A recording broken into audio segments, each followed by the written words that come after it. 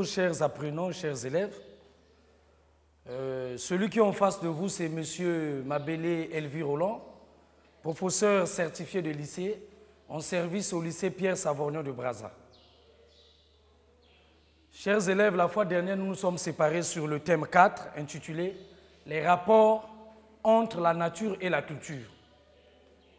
Après avoir dégagé les différentes acceptions polysémiques sur les notions de nature et de culture, nous avons épilogué sur la problématique de la nature humaine. Problématique qui dégageait deux approches contradictoires.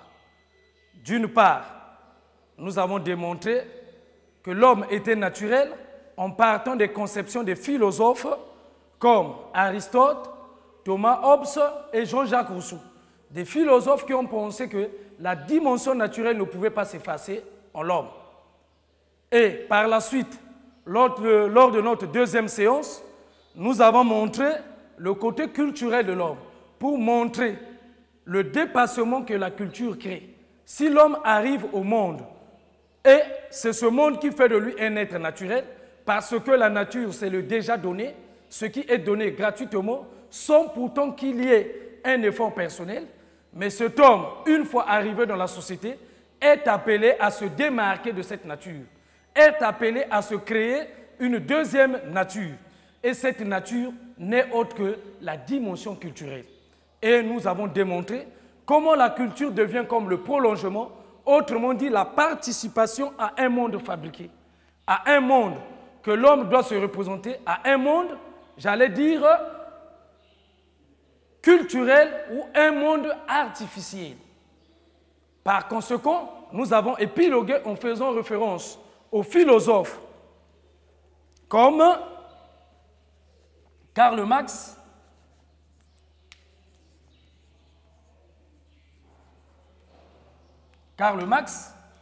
Ensuite, nous sommes passés à Lucien Malson,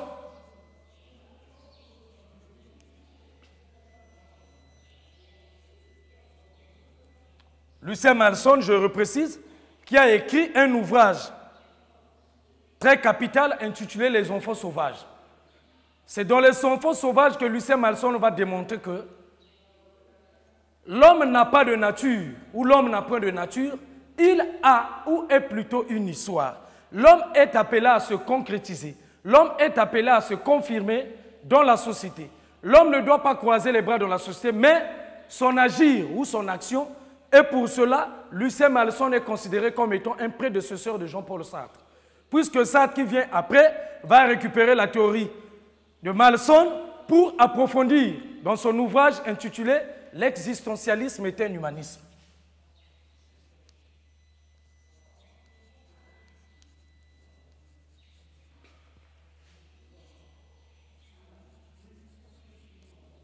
Jean-Paul Sartre, c'est dans son ouvrage, je reprécise, c'est Malson, on a mis les enfants sauvages.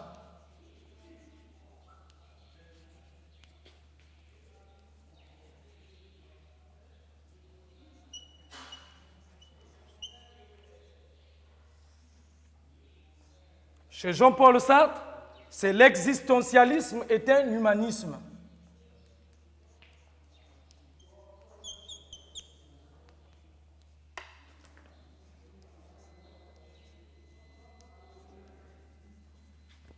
Est un humanisme.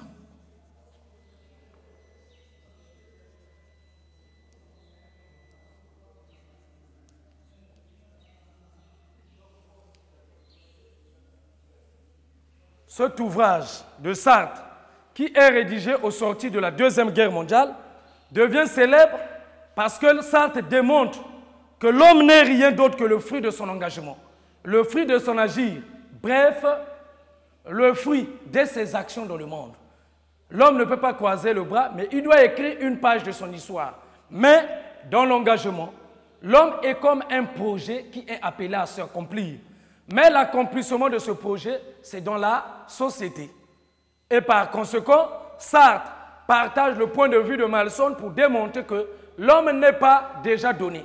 Mais l'homme, c'est un projet qui doit s'accomplir. Il dira donc dans l'existentialisme est un humanisme que la nature humaine n'existe pas, puisqu'il n'y a pas Dieu pour la concevoir. Parce que vous savez que la notion de Dieu chez Jean-Paul Sartre est une notion vide de sens. Après ce sous-point sur la nature et la culture, nous sommes passés au rapport entre la nature. Mais nous savions tous que la culture n'est que le prolongement de la nature. Donc le rapport qui se dégage, c'est que l'homme arrive dans le monde ou dans la nature et l'homme ne doit pas croiser les bras. Par conséquent, du biologique qui est naturel, le biologique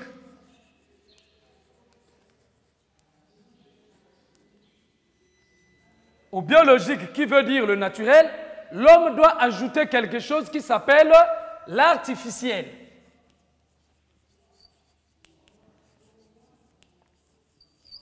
Et l'artificiel sous-entend le culturel. L'artificiel, c'est ce que l'homme ajoute par son engagement. C'est le prolongement ou la surdétermination de la nature. La culture devient donc le dépassement de la nature. Voilà pourquoi Maurice Merleau-Ponty, dans son ouvrage « La phénoménologie de la perception », démontre que tout est naturel en l'homme et tout est fabriqué. Maurice Merleau-Ponty va démontrer que le naturel et le culturel vivent dans une interdépendance. C'est-à-dire, la nature ne peut exister ou la nature ne peut avoir un sens que parce qu'il y a une culture ou il y a un culturel qui doit s'accompagner ou qui viendra pour compléter. Donc, si on peut parler de biologique, le biologique en l'homme restera inachevé. Il nous faut l'artificiel ou le culturel. Et Maurice Merleau-Ponty, dans la phénoménologie de la perception, dit que tout est fabriqué.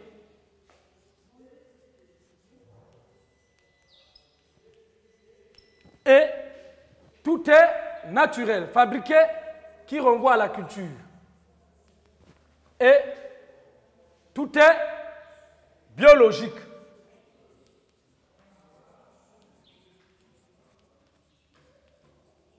Qui renvoie cette fois-ci à la nature.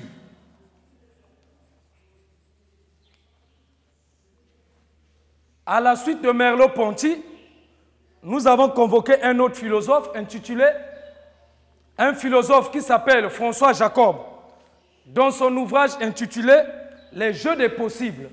François Jacob va nous démontrer que en l'homme, on ne peut distinguer le naturel ou le culturel parce que les deux couches sont entremêlées. Les deux couches vont de pair. La dimension naturelle s'entremêle avec la dimension culturelle. C'est pour dire qu'il y a comme une synthèse. L'homme retrouve les deux qualités en lui. Voilà ce que nous pouvons retenir comme rapport sur la nature et la culture. Avant de très rapidement passer à la conception du travail, qui constituera peut-être notre goulot d'étranglement pour le cours d'aujourd'hui. Donc, sans plus tarder, chers élèves, chers apprenants, vous allez prendre note.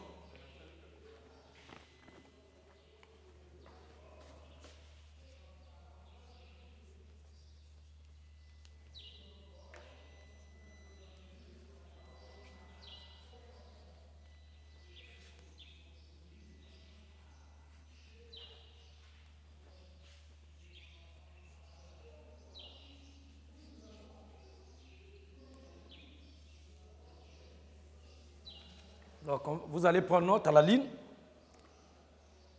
Lorsqu'on observe l'être humain, nous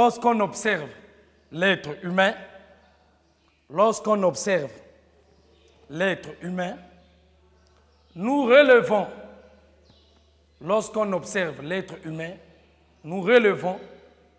que biologiquement,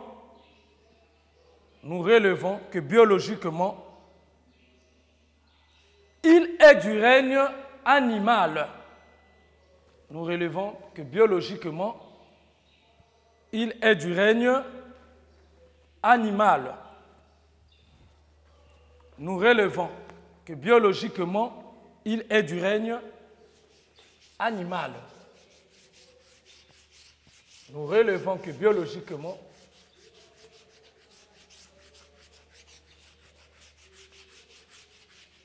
il est du règne animal. Point. Il fait partie des espèces naturelles. Il fait partie des espèces naturelles. Il fait partie des espèces naturelles. Virgule. Donc lui aussi est un être naturel. Il fait partie des espèces naturelles. Donc lui aussi est un être naturel. Donc lui aussi est un être naturel. Point. Cependant, virgule, ce qui est étrange, cependant, virgule, ce qui est étrange, cependant, virgule, ce qui est étrange,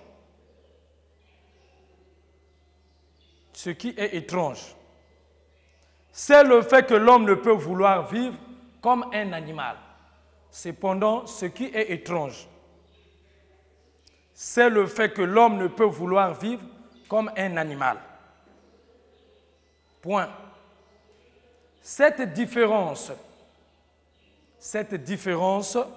est marquée en raison de son caractère social. Cette différence est marquée en raison de son caractère social. Cette différence est marquée en raison de son caractère social. Point virgule, car l'homme naît avec une certaine disposition. Car l'homme naît avec une certaine disposition qui lui donne accès à l'éducation. Car l'homme naît avec une certaine disposition qui lui donne accès à l'éducation et l'insertion dans la société. Car l'homme naît avec une certaine disposition qui lui donne accès à l'éducation et l'insertion dans la société. Point. Ainsi, virgule, la société est le prolongement du caractère naturel.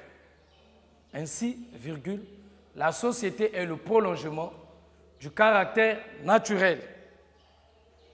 La société est le prolongement du caractère naturel de l'homme.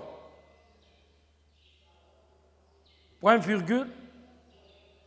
En l'homme coexiste le naturel. En l'homme coexiste le naturel, c'est-à-dire l'inné. En l'homme coexiste le naturel, c'est-à-dire l'inné, entre parenthèses, l'instinct, le désir, les passions, la raison, et vous mettez les points de suspension. Et le culturel, virgule, ce qu'il acquiert. Et le culturel, virgule, ce qu'il acquiert. Entre parenthèses, le langage, l'éducation, l'art, la technique, la science, et vous mettez aussi les points de suspension.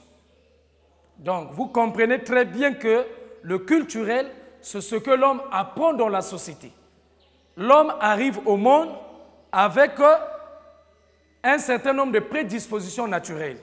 Nous avons cité l'instinct, le désir, les passions et la raison. Parce que dans le monde, on ne donne pas la raison à un enfant. L'enfant vient au monde avec sa raison. Il n'y a aucun parent qui va dire que l'enfant est arrivé à tel âge et on avait inséré la raison en lui. La raison est naturelle. Vous mettez un point. C'est ainsi que Maurice Merleau-Ponty, c'est ainsi, je vais écrire le titre de l'ouvrage et le nom du philosophe au tableau. C'est ainsi que Maurice Merleau-Ponty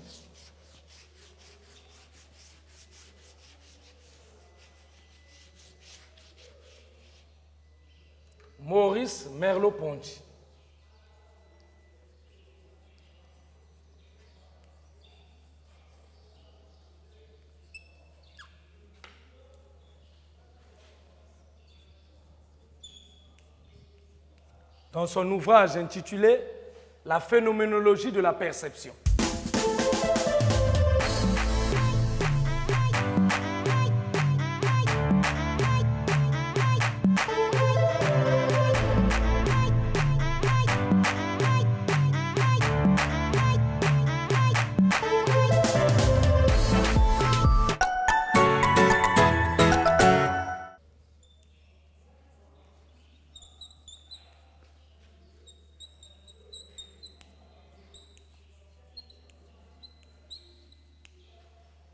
La phénoménologie de la perception.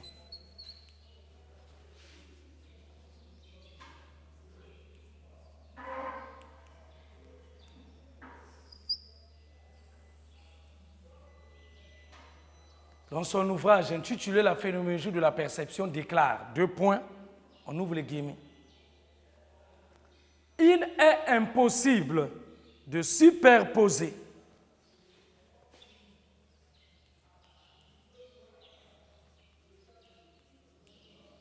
Que veut dire superposer? Superposer veut dire mettre au-dessus. Nous avons deux couches, on arrive à mettre les deux couches au même moment. Il y a une couche au-dessus de l'autre. Il est impossible de superposer chez l'homme une première couche. Donc on ne peut pas faire cette distinction. Il est impossible de superposer chez l'homme une première couche de comportement qu'on appellerait naturel. Il est impossible de superposer chez l'homme une première couche de comportement qu'on appellerait naturel et un monde culturel ou spirituel fabriqué. Et un monde culturel ou spirituel fabriqué. Point. Tout est fabriqué et tout est naturel chez l'homme. Tout est fabriqué et tout est naturel chez l'homme. J'espère que vous avez bien noté. Tout est fabriqué et tout est naturel chez l'homme. Voilà. En lisant la pensée de, n'écrivez pas, en lisant la pensée de Merleau-Ponty, si on peut essayer de faire l'exégèse des propos de Ponty, on constate qu'il y a une symbiose, où j'allais dire, il crée un pan entier ou un lien séminal entre la nature et la culture. Ce sont des termes qui vont de pair, raison pour laquelle il a du mal à les dissocier. Il est obligé de montrer cette cohabitation qui existe entre les deux notions. À la ligne, dans le même ordre d'idées, virgule, François Jacob. François Jacob.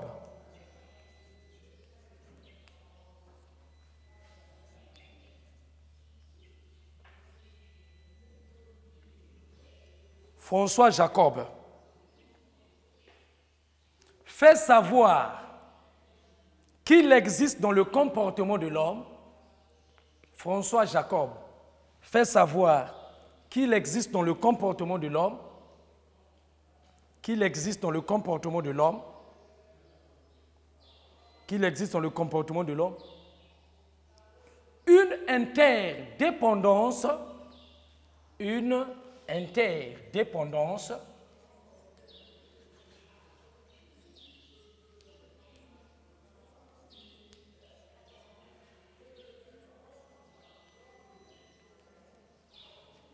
une interdépendance du biologique et du culturel. Une interdépendance du biologique et du culturel. Qui peut tenter de me donner la quintessence du mot interdépendance? Vous êtes en terminale A, vous êtes quand même les ambassadeurs de la langue française. Qui peut tenter de me donner l'explication de ce concept, interdépendance? Vous n'avez jamais entendu parler de ce concept? On dit bien une interdépendance du biologique et du culturel. Si déjà j'ai expliqué le biologique comme étant le naturel et le culturel comme étant ce qui est fabriqué. Pour expliquer le mot interdépendance, vous pouvez scander le concept en deux. Nous avons dépendance qui veut dire dépendre, inter qui veut dire entre. Donc, interdépendance, il y a une dépendance de part et d'autre. La nature dépend de la culture et la culture dépend de la nature. Ça devient comme la question d'un enfant pour savoir est-ce que c'est papa qui donne naissance ou c'est maman qui donne naissance. Il est question de voir l'union entre les deux êtres. S'il n'y a pas accouplement entre les deux, je crois que l'enfant ne viendra pas au monde. C'est comme ici avec François Jacob. L'interdépendance entre la nature et la culture. Vous mettez un point, pour lui, virgule, il est impossible d'évaluer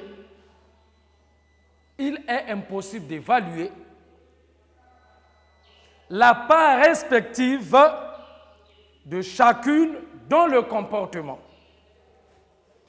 Il est impossible d'évaluer la part respective de chacune dans le comportement et les aptitudes des individus. Il est impossible d'évaluer la part respective de chacune dans le comportement et les aptitudes de l'individu. Point. Voilà pourquoi dans son ouvrage intitulé « Le jeu des possibles »,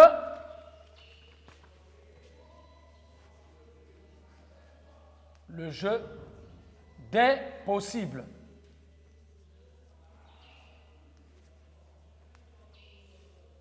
Le chiffon. Intitulé « Le jeu des possibles ». Voilà pourquoi dans son ouvrage intitulé « Le jeu des possibles »,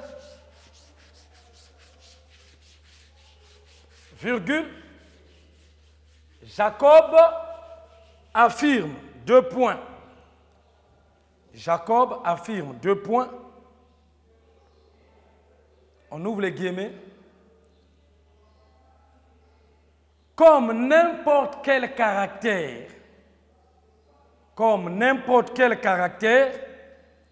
virgule, le comportement d'un être humain, comme n'importe quel caractère, virgule, le comportement d'un être humain est façonné par une incessante interaction. Est façonné par une incessante interaction des gènes et du milieu. Par une incessante interaction des gènes et du milieu.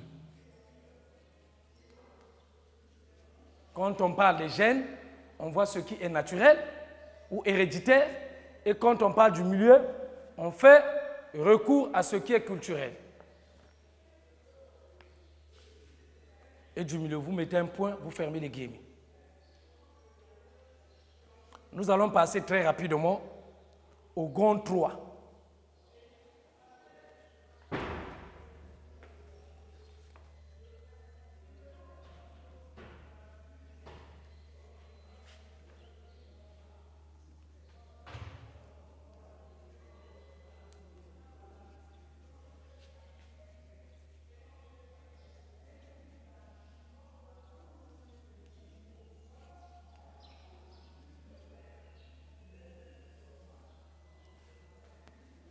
Intitulé « Les conceptions du travail ».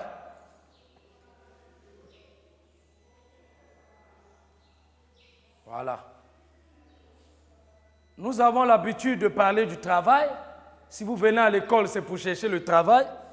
Mais nous devons d'abord chercher à savoir quelles sont les conceptions du travail. Mais pour saisir les conceptions du travail, nous ne pouvons passer sans pourtant dégager la définition de la notion du travail. Donc, au petit 1, nous mettons définition du travail.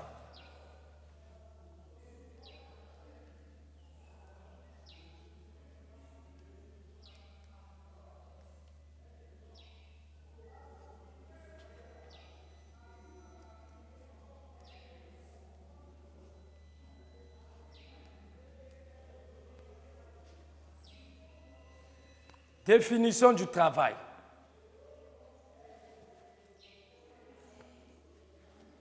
Le mot travail dérive du latin tripalium,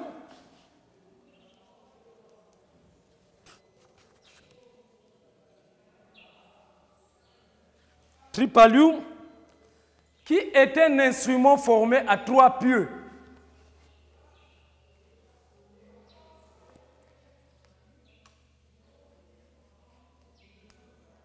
Je dis bien 3 pieux, pas pieds. Donc, partons de cette définition étymologique, le travail est synonyme de torture,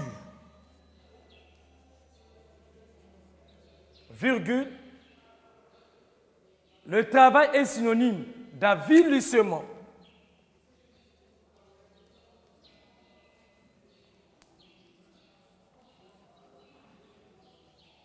ou encore le fait d'exercer une activité dégradante. Point. Au sens général, le travail peut se définir comme l'ensemble des activités exercées par l'homme en vue de satisfaire ses besoins.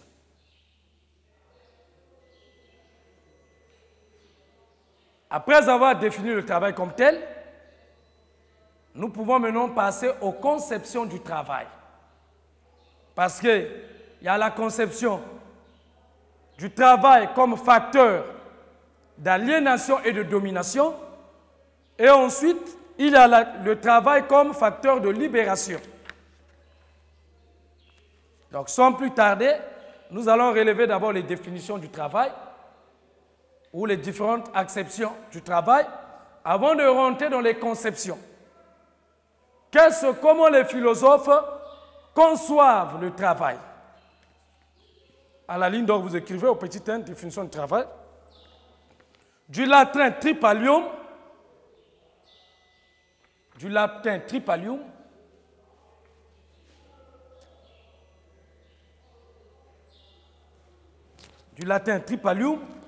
qui est un instrument formé de 3 pieux, qui sert à immobiliser les chevaux. Qui sert à immobiliser.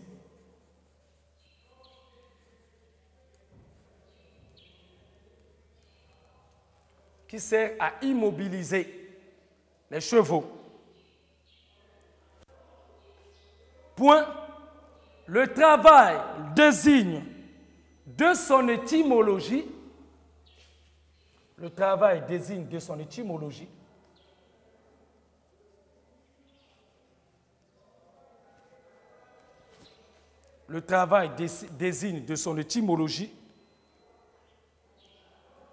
virgule, un instrument de torture. Un instrument de torture. Un instrument de torture. Un instrument de torture. Et d'avilissement.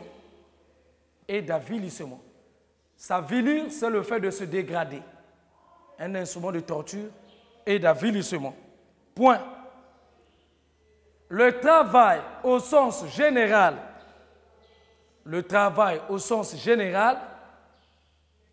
se définit comme l'ensemble des activités exercées par l'homme en vue de satisfaire ses besoins. Le travail se définit comme l'ensemble d'activités exercées par l'homme en vue de satisfaire ses besoins. Point.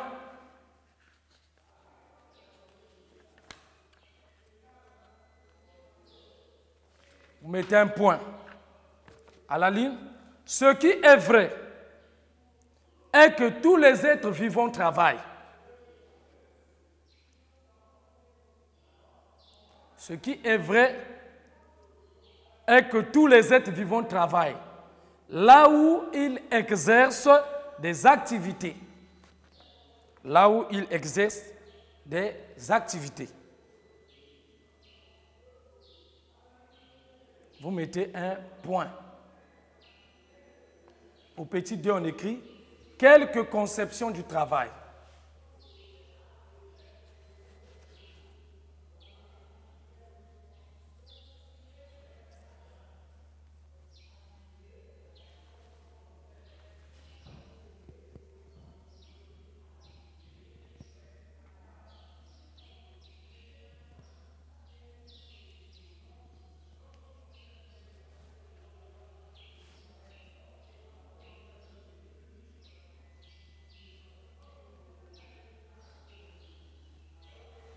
Quelques conceptions du travail.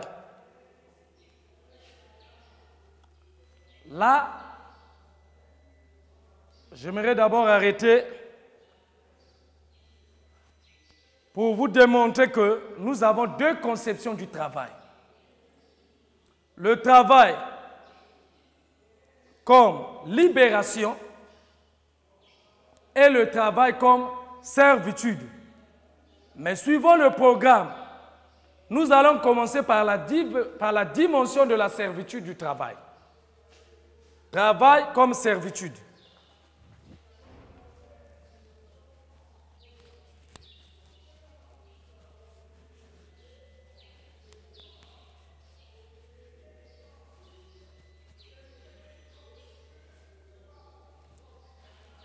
Nous sommes au petit 2, quelques conceptions du travail. Je dois nettoyer les sous-titres pour nous permettre, nous-mêmes aussi, d'avancer sans problème, de relever le sous-titre qui nous concerne.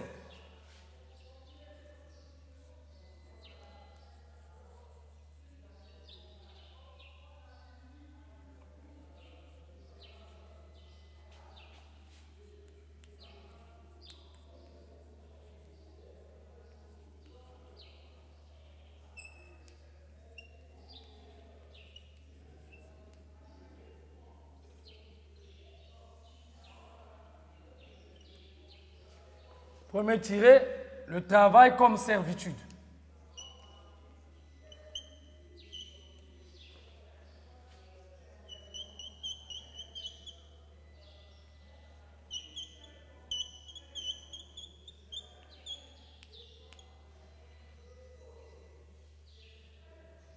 Le travail comme servitude. Le mot servitude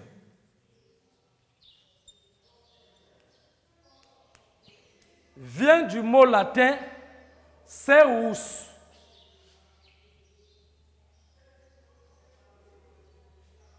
Servus, qui signifie esclave.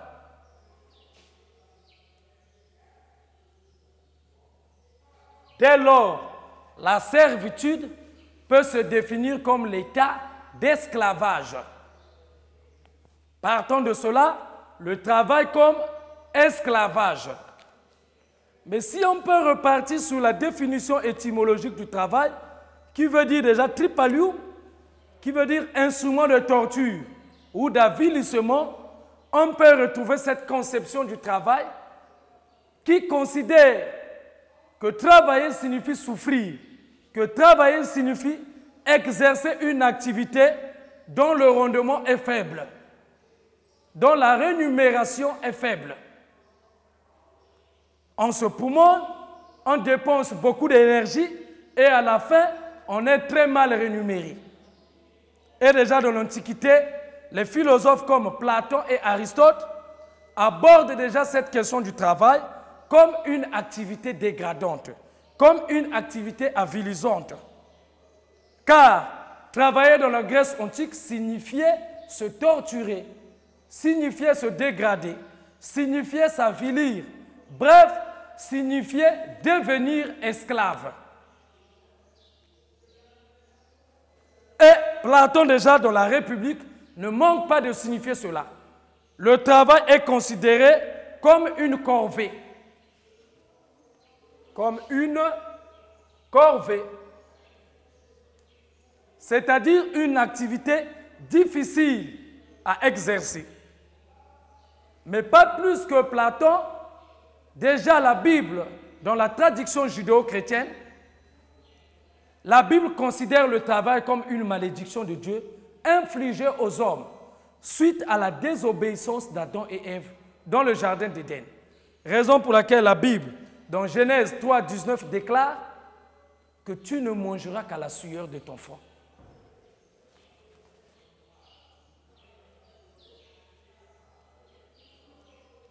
Tu ne mangeras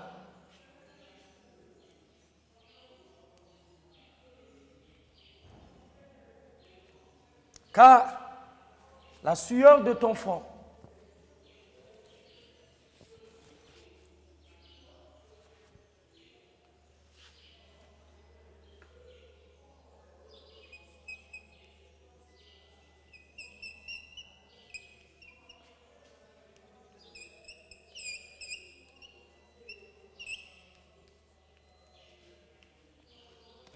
Quand la sueur tombe, ça symbolise que le travail est pénible, le travail est douloureux ou encore contraignant.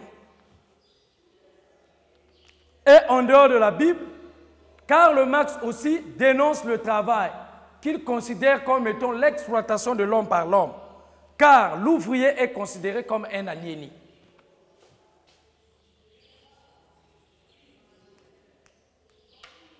Comme quelqu'un qui est manipulé. L'ouvrier est chosifié car il ne bénéficie pas du fruit de son travail. Raison pour laquelle, dans les manuscrits de 1844, Marx déclare que l'ouvrier ne s'affirme pas mais s'aliène. Il ne se retrouve pas dans ce qu'il fournit comme effort. Mais au contraire, il se détruit. Nous allons d'abord avancer et revenir sur les explications.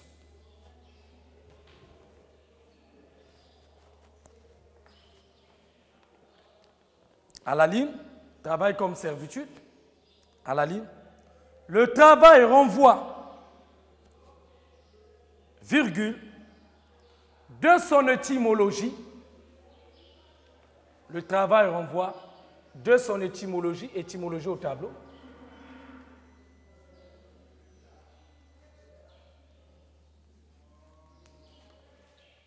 Le travail renvoie de son étymologie à un instrument de torture.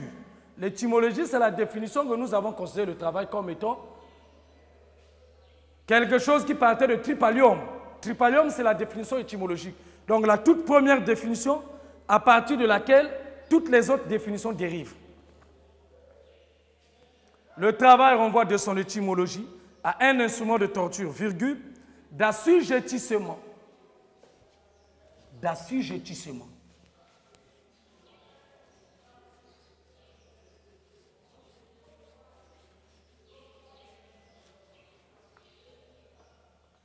D'assujettissement.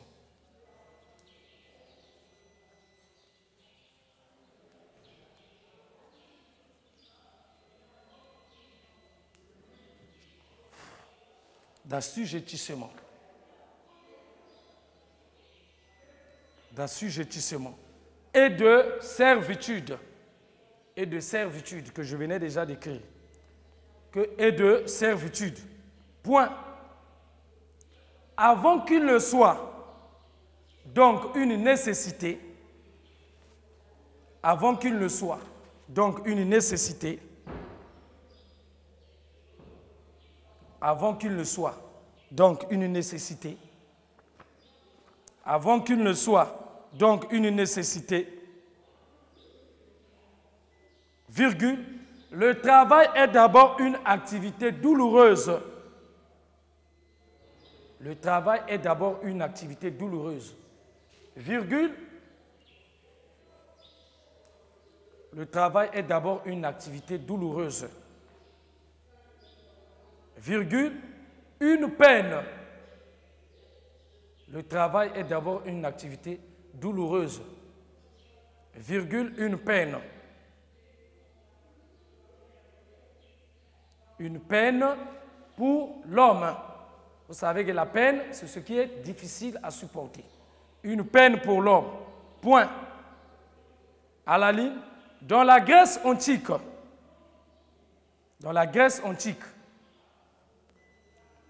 virgule, notamment chez Platon et Aristote,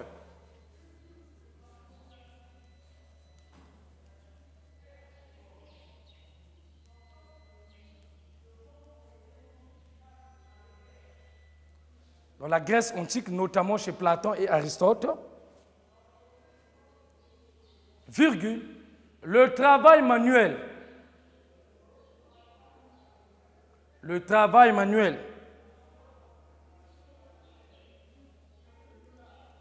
virgule, par son caractère avilissant et dégradant.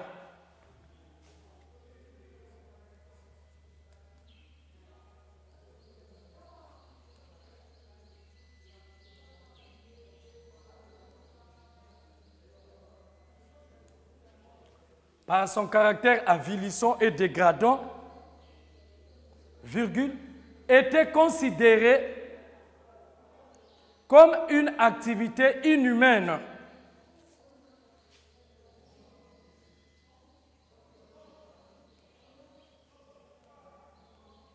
Était considéré comme une activité inhumaine.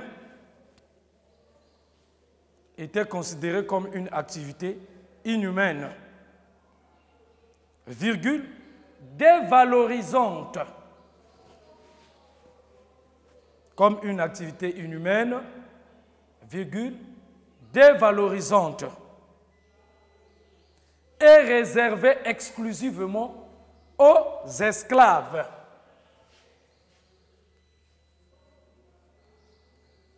Donc, le travailler, c'était une activité des esclaves. Est-ce que vous comprenez, les amis? C'était une activité des esclaves. Donc, tel que je suis venu travailler dans l'Antiquité, ne pouvaient exercer ces activités que les esclaves. Une activité exclusivement réservée aux esclaves. Point.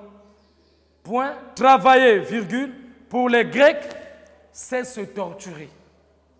Travailler pour les Grecs, travailler, virgule, pour les Grecs, virgule, c'est se torturer. Virgule, s'assujettir. S'assujettir.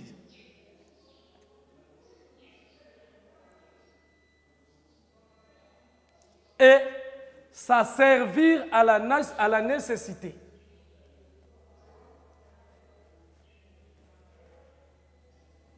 S'asservir à la nécessité. Point. Le travail devient donc incompatible à la liberté. Le travail devient donc incompatible à la liberté. Le travail devient donc incompatible.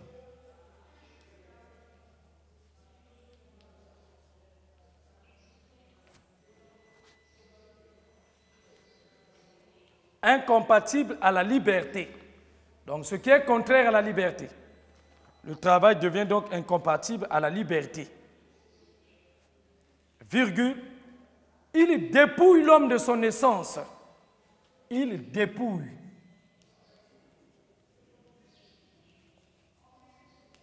Dépouiller veut dire enlever ou ôter à quelqu'un. Il dépouille l'homme de son essence. Point.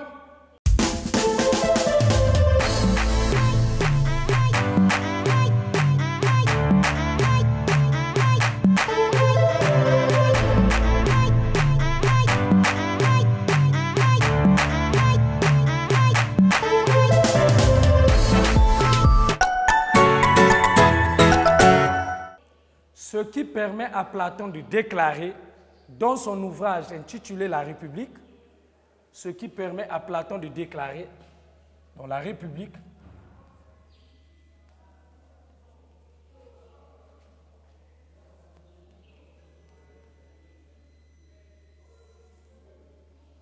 ce qui permet à Platon de déclarer dans La République,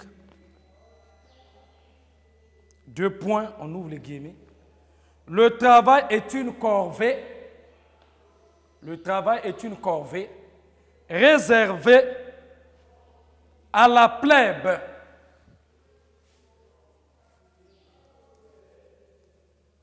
Le travail est une activité, est une corvée réservée à la plèbe, virgule, aux êtres inférieurs. Voilà, donc la plèbe constitue, c'est une catégorie de personnes qui sont inférieures. à la plèbe, virgule, aux êtres inférieurs, ne jouissant d'aucune considération sociale. Voilà. Le travail est une corvée réservée à la plèbe, virgule, aux êtres inférieurs, ne jouissant d'aucune considération sociale. On ferme les guillemets. La référence, c'est la République. Point.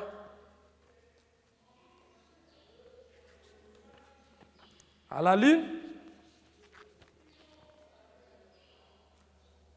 Suivant la tradition judéo-chrétienne,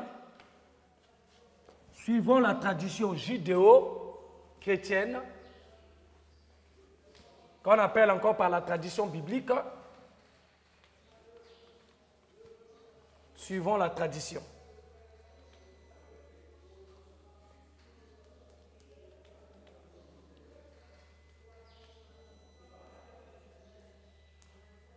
Judéo-chrétienne, suivant la tradition judéo-chrétienne, virgule, le travail est une malédiction. Le travail est une malédiction, virgule, un châtiment.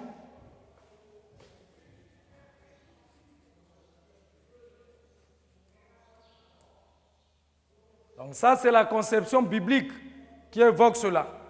Un châtiment ou une punition.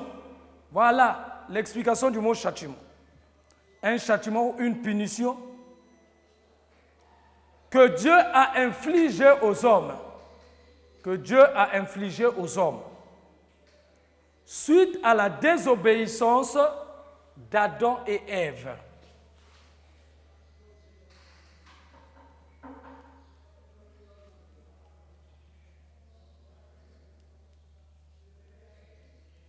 Suite à la désobéissance d'Adam et Ève. Entre parenthèses, vous mettez le péché originel. Vous savez ce qui s'est passé dans le jardin d'Éden. Je sais que vous êtes des grands chrétiens. Vous êtes des croyants. Parmi vous, il y a des gens qui maîtrisent l'histoire d'Adam et Ève dans le jardin d'Éden. Entre parenthèses, le péché originel. Point. C'est ainsi que la Bible déclare, deux points. C'est ainsi que la Bible déclare, deux points. Si vous voulez les références, Genèse 3, 19. On ouvre les guillemets. C'est à la sueur de ton front que tu mangeras ton pain. C'est à la sueur de ton front que tu mangeras ton pain. C'est à la sueur de ton front que tu mangeras ton pain. Vous fermez les guillemets, vous mettez un point. À la ligne, Karl Marx critique le capitalisme. Karl Marx, excusez-moi, je n'ai pas encore écrit Marx au tableau. Karl Marx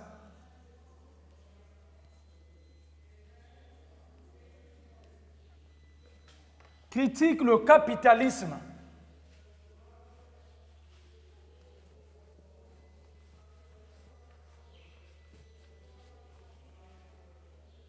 Karl Marx critique le capitalisme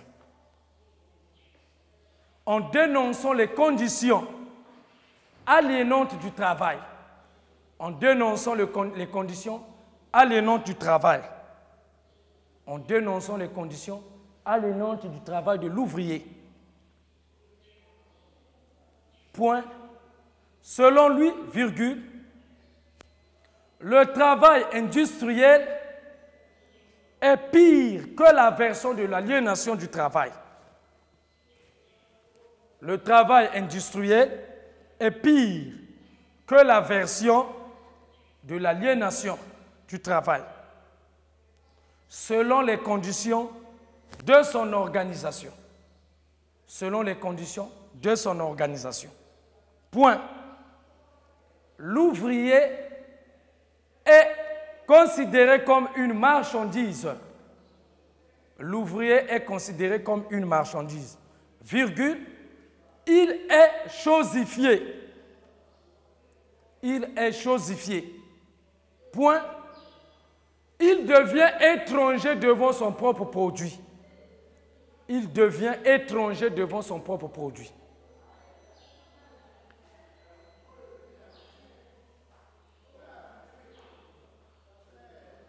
L'ouvrier devient étranger de sa propre production ou de son propre produit.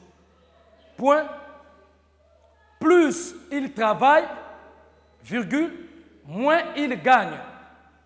Plus il travaille, virgule, moins il gagne. Plus il travaille, virgule, moins il gagne. Virgule, moins il gagne. C'est-à-dire, il dépense l'énergie pour rien. La rémunération est faible. Il dépense l'énergie pour rien. La rémunération.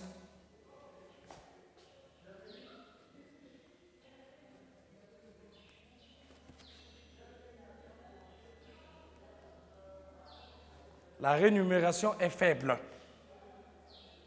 La rémunération est faible. Point. Dans son ouvrage intitulé Les manuscrits de 1844,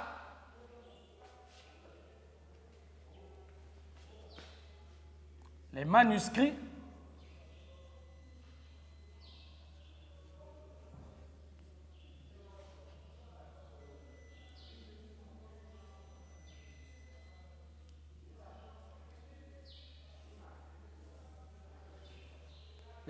de 1844, Marx affirme, deux points,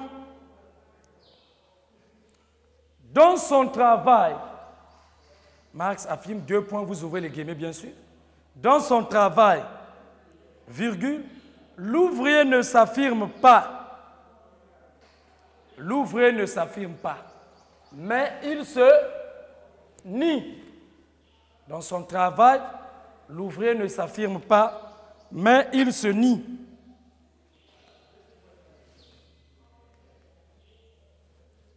Mais il se nie. Ça veut dire que l'ouvrier ne gagne rien de bon. Il fournit un grand travail, mais il est mal rémunéré. L'ouvrier ne s'affirme pas, mais il se nie. Il se nie. Point. C'est pourquoi l'ouvrier n'a le sentiment d'être libre qu'en dehors du travail.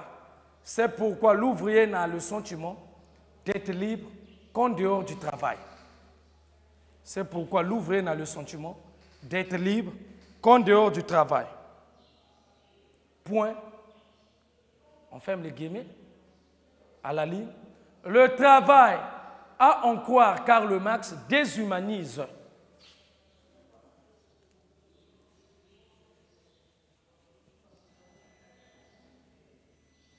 À en croire Karl Marx, déshumanise, virgule, aliène. Le travail déshumanise, virgule, aliène, et favorise l'exploitation de l'homme par l'homme. Et favorise l'exploitation de l'homme par l'homme. Vous mettez un point.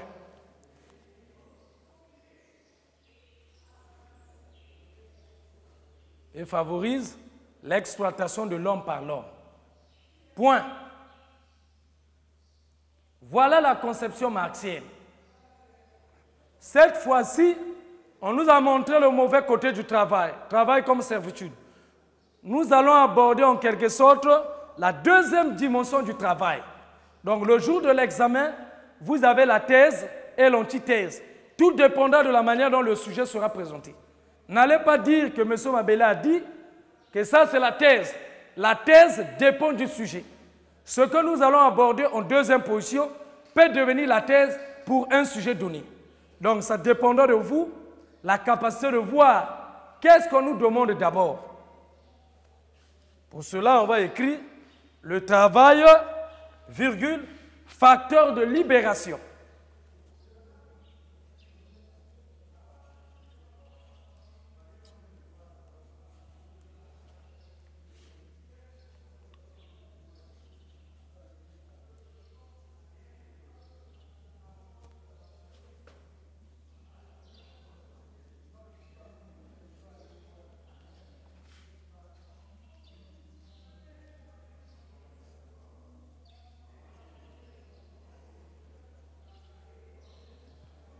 facteur de libération. Comme nous venons de faire tout à l'heure, on ne saurait aborder le travail comme facteur de libération si on ne peut pas saisir la quintessence du mot libération. La libération, c'est le fait d'être libre ou le fait de retrouver son autonomie ou encore son indépendance. En d'autres termes, on peut dire le fait de vivre sans contrainte.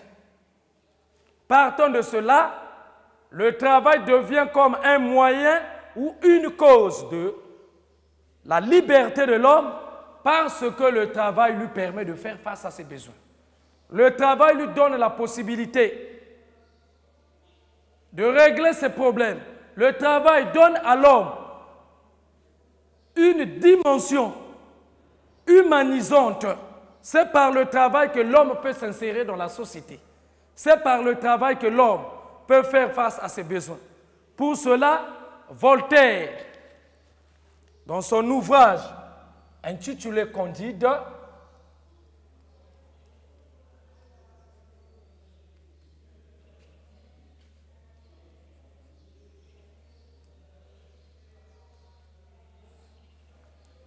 va nous montrer le caractère utilitaire du travail selon sa formule magique qui stipule que, 2 points, le travail éloigne de nous 3 grands mots. Mots au tableau. Le pluriel, le mal, à savoir le vice, l'ennui et le besoin. Autrement dit, par le travail,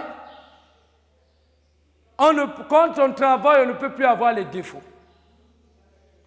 On ne peut plus s'ennuyer parce que nous avons le fruit de notre travail qui peut nous permettre d'aller se détendre. Le besoin, quand nous avons le besoin, nous pouvons faire face parce que nous avons l'argent qui est le fruit de notre travail.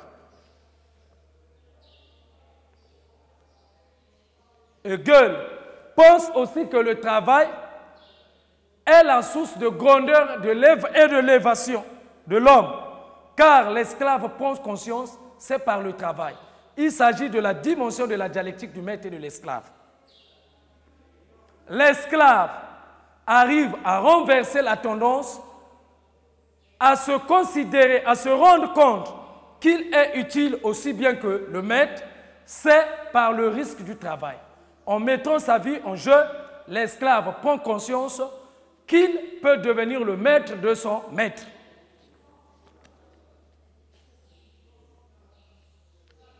Nous pouvons d'abord avancer et revenir aussi. À la ligne, le travail est l'ensemble des activités humaines. Le travail est l'ensemble des activités humaines coordonnées. Le travail est l'ensemble des activités humaines coordonnées qui visent à transformer la nature, qui vise à transformer la nature, qui vise à transformer la nature, qui vise à transformer la nature, afin de produire ces biens matériels utiles à l'existence, afin de produire les biens matériels utiles à l'existence. Point.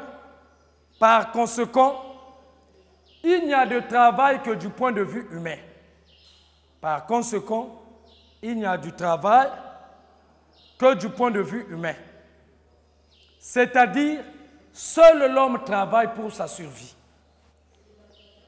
C'est-à-dire, seul l'homme travaille pour sa survie. Point. Le travail devient un moyen par lequel l'homme accède à la liberté. Le travail devient un moyen par lequel l'homme accède à la liberté. Le travail devient un moyen par lequel l'homme accède à la liberté. Moyen par lequel l'homme accède à la liberté. Et à son autonomie personnelle. Point. Il le rend indépendant. Il le rend indépendant en créant les moyens nécessaires pour son existence. En créant les moyens nécessaires pour son existence. Point. Voilà pourquoi Voltaire déclare dans Candide, deux points, on ouvre les guillemets, le travail est loin de nous. Trois grands mots, mots au tableau. Le travail est loin de nous, trois grands mots. À savoir le vice,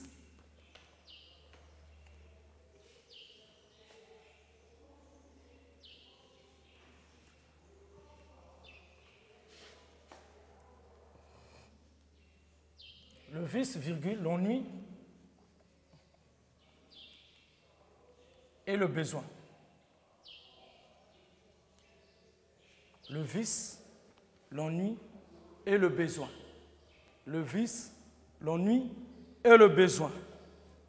Vous fermez les guillemets. Et le titre de l'ouvrage, c'est Candide. J'espère que vous connaissez l'écriture du mot Candide.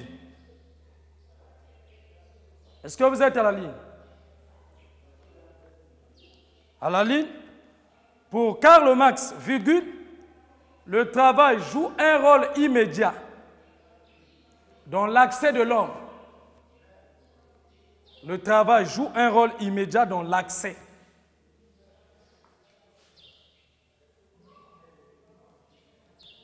Le travail joue un rôle immédiat dans l'accès de l'homme à sa propre définition.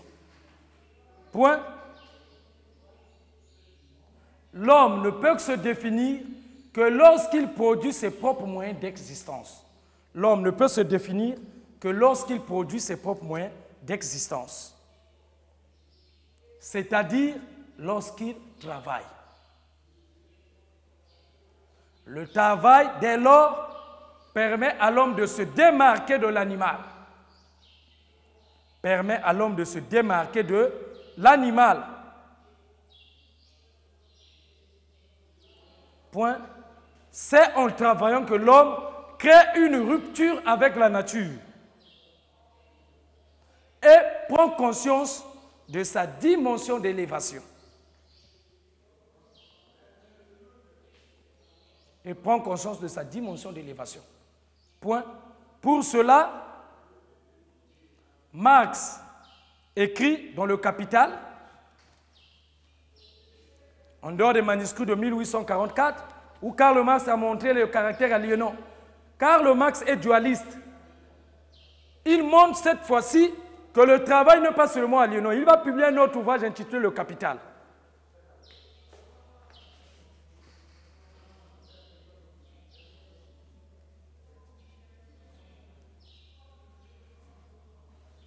Mais dans Le Capital, Marx ne va plus parler du côté aliénant, mais va montrer le côté bénéfique du travail. C'est ainsi que dans Le Capital, Marx affirme, deux points, on ouvre les guillemets, le travail est de prime abord un acte qui se passe entre l'homme et la nature. Le travail est de prime abord un acte qui se passe entre l'homme et la nature. Un acte qui se passe entre l'homme et la nature. Vous mettez les points de suspension pour désigner qu'il y a une partie que nous venons d'extraire, faute de nécessité. Ce n'est pas utile pour nous. On continue, la citation se poursuit. En même temps qu'il agit par ce mouvement sur la nature extérieure et la modifie, en même temps qu'il agit,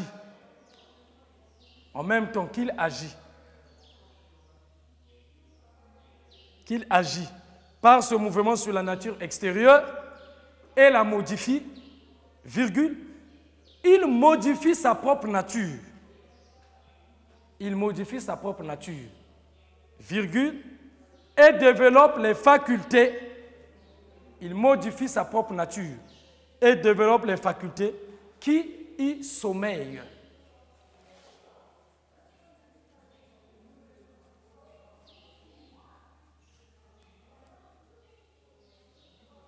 Et développe les facultés qui y sommeillent.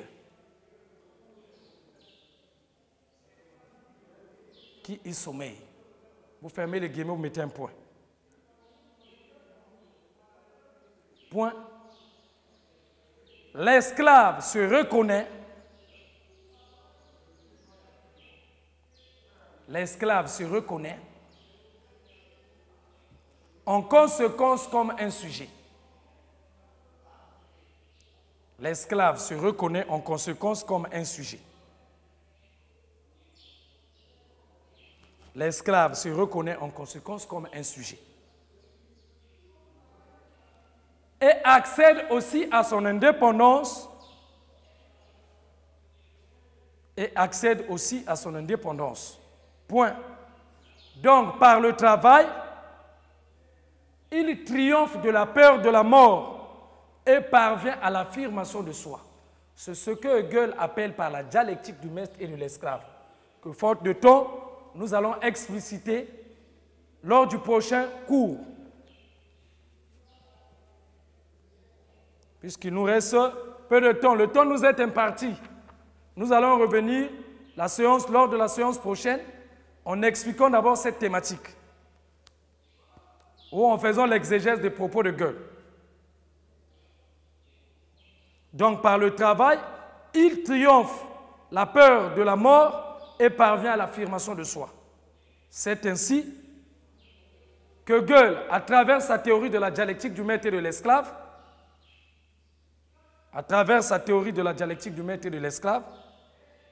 déclare, deux points, on ouvre les guillemets, le travail est source de grandeur et d'élévation. Le travail est source de grandeur et d'élévation. Point. C'est par lui que l'esclave prend conscience de son être et réalise son autonomie. C'est par lui que l'esclave prend conscience de son être et réalise son autonomie vis-à-vis de la nature et de son maître. C'est par lui que l'esclave prend conscience de son être et réalise son autonomie vis-à-vis de la nature et de son maître. Vous fermez les guillemets. À la ligne, considérez ainsi, virgule, le travail humanise. Le travail humanise, c'est-à-dire rend l'homme humain et social.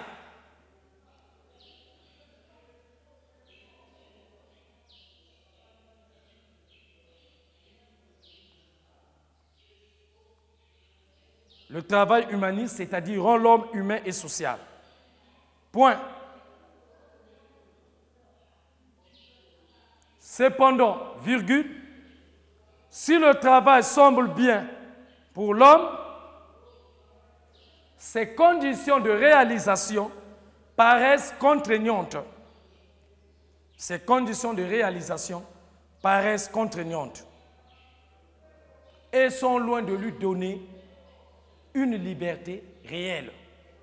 Ces conditions de réalisation sont contraignantes et sont loin de lui donner une liberté réelle. Point. Au-delà de cette analyse, virgule, on peut dire aussi que tout travail sert à harmoniser la vie. Tout travail sert à harmoniser la vie. Virgule, et viser l'esthétique ou l'art. Et viser l'esthétique ou l'art. Dès lors, virgule, qu'est-ce que l'art? Qu'est-ce que l'art? Point d'interrogation. Prochainement, nous allons aborder le concept de l'art.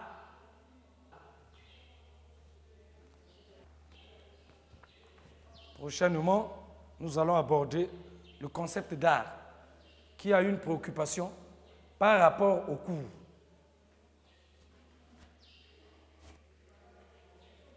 Sinon, nous nous retrouvons la semaine prochaine ou lors de la prochaine séance, vous pouvez énumérer les différentes préoccupations. Je vous remercie pour votre attention.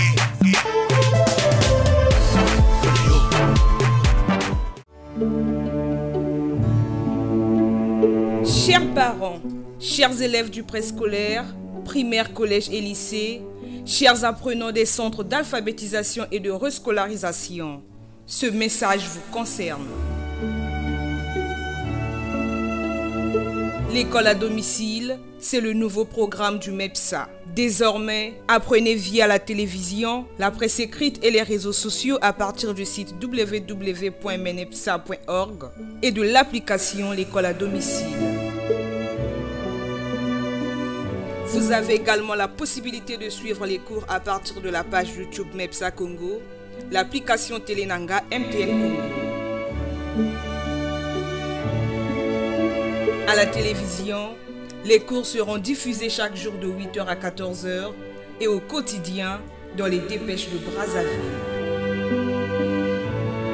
Maintenir la flamme de l'éducation dans la famille, un devoir des parents en cette période de crise sanitaire due au Covid-19. Tous derrière le MEPSA pour sauver l'éducation face à la pandémie du Covid-19.